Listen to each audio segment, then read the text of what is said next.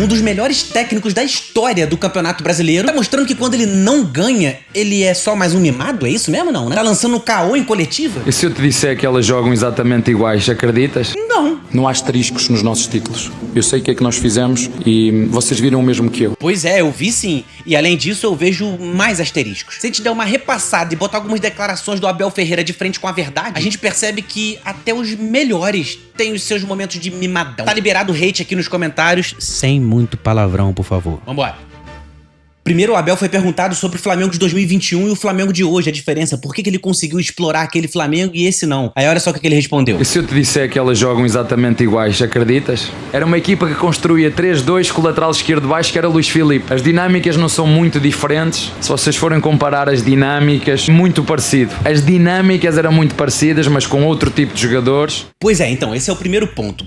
As dinâmicas que ele diz, na verdade, as dinâmicas são diferentes do que o posicionamento dos jogadores em si. Quando ele fala que constrói com 5 e ataca com 5, com o lateral esquerdo recuado, beleza, isso é o posicionamento dos jogadores, como o time se arma pra atacar. Mas dinâmica é a racha de marcação pra onde cada um desses jogadores se movimenta. A dinâmica é diferente do posicionamento do time. E sabe o que me pega? Ele sabe perfeitamente a diferença das dinâmicas daquele time pro de 2025. Por quê? Porque ele explorou exatamente uma das tais dinâmicas que o Flamengo usava pra se defender. Ele entendeu quais eram as ordens pros jogadores e falou pros jogadores dele: epa, nós vamos explorar dessa forma. O que ele viu naquela ocasião, em 2021? Só pra te provar que ele sabe que as dinâmicas são diferentes. Naquela partida ele percebeu que o Felipe Luiz perseguiria o Dudu pra onde quer que ele fosse, ia fazer perseguição muito longa atrás dele, por mais que isso custasse sair legal da posição ali da última linha, e o Bruno Henrique também ia perseguir o Mike, mesmo se o Mike fosse até a linha de fundo, quem ia perseguir era o Bruno Henrique. Percebendo essa dinâmica ofensiva, a ordem pros jogadores era: cara, vamos arrumar um espaço nas costas do Felipe Luiz, atraindo ele mais pra perto aqui do meio campo, e o Mike avança com muita agressividade pra receber o lançamento do Gustavo Gomes, que a gente vai conseguir uma vantagem maravilhosa e um cruzamento perigoso, no mínimo, aqui pela direita. Esse plano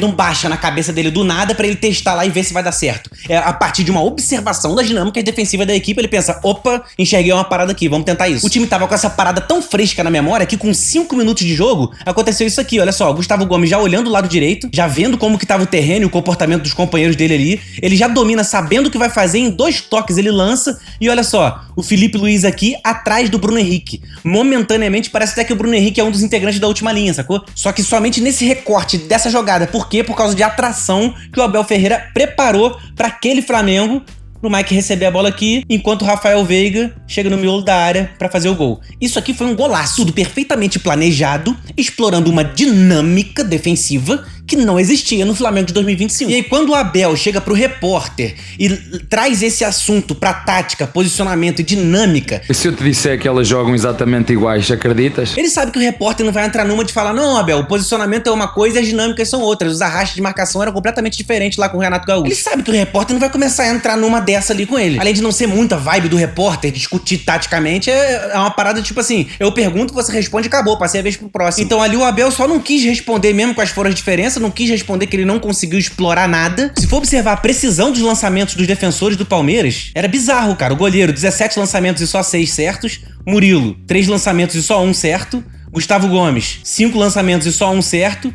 E o Fux, que é o principal lançador dos 3, 10 lançamentos e só 3 certos. Essa galera aqui da defesa, a quantidade de lançamento foi até uma coisa que não fugiu tanto do padrão, mas a precisão do lançamento foram horríveis. Aí eu te pergunto, por que esse lançamento aqui do Gustavo Gomes teve uma margem de erro tão grande que é tão difícil errar esse lançamento? Porque existia uma dinâmica ofensiva programada e um planejamento sendo cumprido para que aqui tivesse uma margem grande de erro pro Gustavo Gomes conseguir acertar esse lançamento com facilidade. Vendo quanto esse monte de lançamento aqui deu errado dos zagueiros, é um indício de que, cara, ali, ó, eu não sei o que fazer e bola pra frente, não sei o que fazer e bola pra frente. O jogo do Palmeiras na final da Libertadores foi horrível. Desde 2019, que a Libertadores passou a ser decidida em final única, é o primeiro time da história que termina a final do campeonato sem acertar uma bola no gol. Quando o repórter pergunta: a equipe do Felipe Luiz de 2025 é mais difícil de ler do que a equipe do Renato de 2021? Ou seja, e aí? Quais foram as soluções táticas que tu pensou? O que aconteceu? O que deu errado?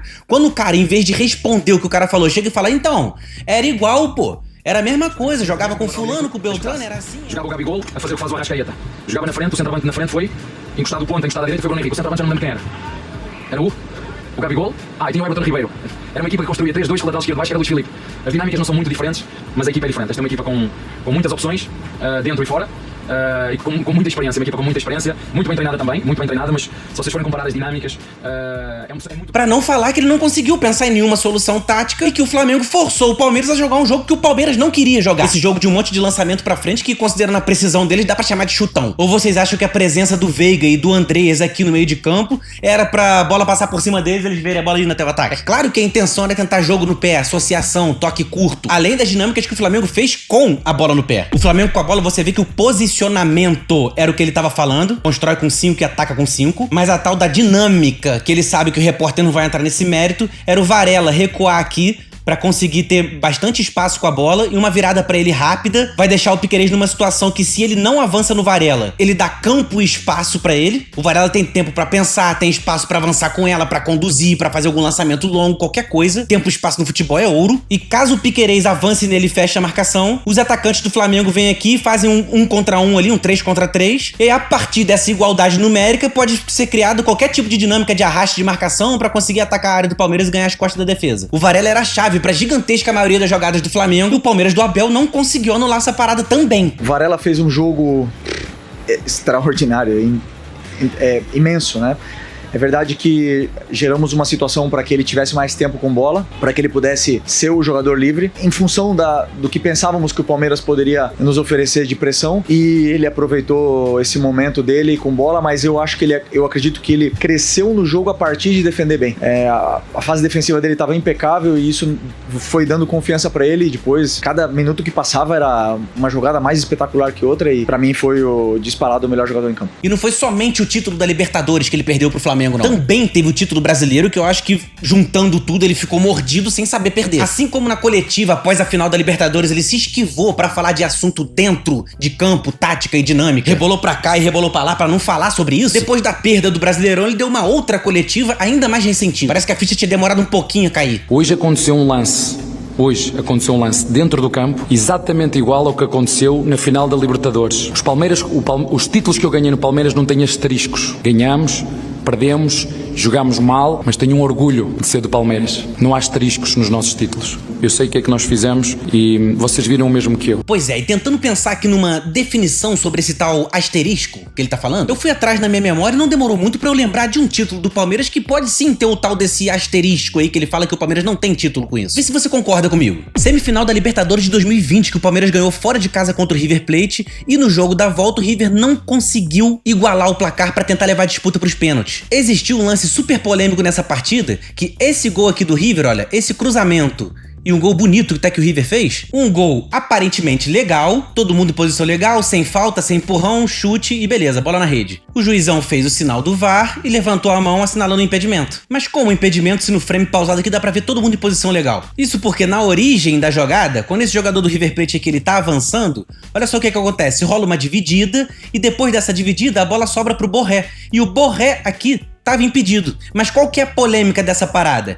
Se por acaso a bola vai pro Borré depois desse toque aqui do atacante, tudo bem, isso aqui é contado como o último toque e o jogador em posição irregular vai receber a bola e a bandeira tem que subir. Mas o que aconteceu pra gerar tanta polêmica? Foi o bote do zagueiro, uma ação defensiva atacando a bola que mudou completamente o rumo da jogada. A jogada só foi pra aquele lado por causa de uma ação defensiva do zagueiro, e depois disso acontecer que o Borré foi lá na disputa, numa bola que já estava em disputa, ganhou o lance e aí foi que surgiu o cruzamento e o gol do River. Quando você toca pra um cara que tá impedido e o zagueiro dá uma desviadinha na bola, a bola desvia no zagueiro, bate nele sem querer e vai pra um cara que tá impedido, o zagueiro não fez esse impedimento deixar de acontecer, sacou? Mas quando o zagueiro ele ataca a bola, ele faz um movimento de ataque, ele muda a jogada, aí a parada começa a ficar um pouco mais interpretativa. O juiz começa a pensar, cara, e aí? Será que o zagueiro fez uma coisa que acabou tocando a bola pra trás e foi pro cara que tava impedido? Ou será que esse movimento defensivo do zagueiro só desviou um pouquinho a trajetória da bola, mas ainda tem que marcar o impedimento? Aí começa, e aí é lance assim que começa a dar polêmica grande, sacou? Então um lance tão confuso quanto esse aqui, marcar esse impedimento,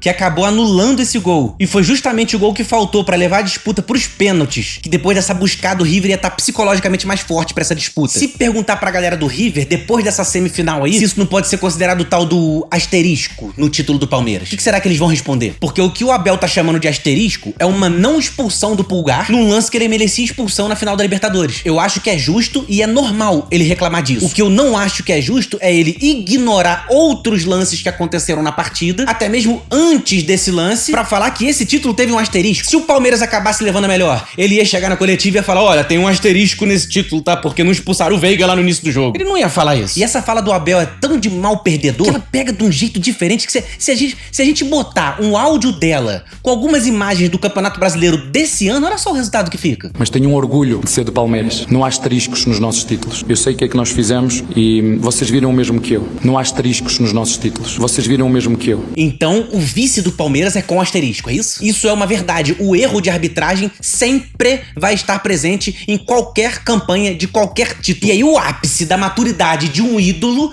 é saber perder, né, mano? Tipo, a sensação que me dá é que se eu fosse o amigo do Abel Ferreira, eu ia falar assim, pô, mano, não fala isso não, velho. Não fala um negócio desse não, porque aí vai acabar alguém no YouTube fazer uma montagem dessa tua fala com os lances do Palmeiras que vai ficar feio. Tá ligado? Que doideira. Tem que saber perder, pô.